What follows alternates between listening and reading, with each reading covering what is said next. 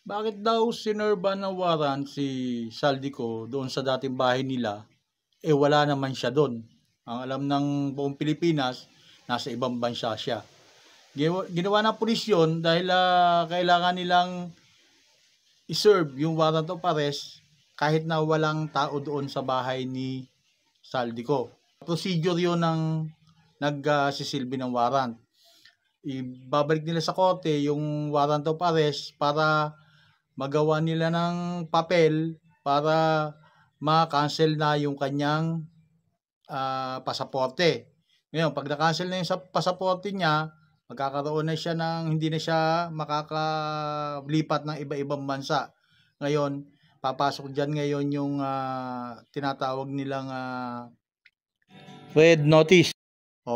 Sa Interpol na yon. Ngayon, yung Interpol na ang magsisilbi ng warrant kay Saldico para mahuli na siya.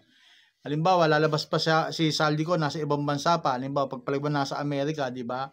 Pag kansilado na yung warrant, yung kanyang pasaporte, hindi niya na magagamit 'yon na paglipat sa ibang bansa. Kumbaga sa kanya nasa watchlist na siya para hulihin, para maibalik dito sa Pilipinas.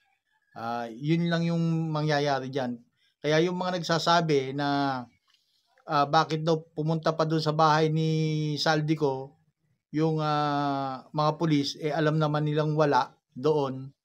Proseso po yun kung paano isinisilbi ang warrant, lalo na pag nasa ibang bansa po yung huhulihin.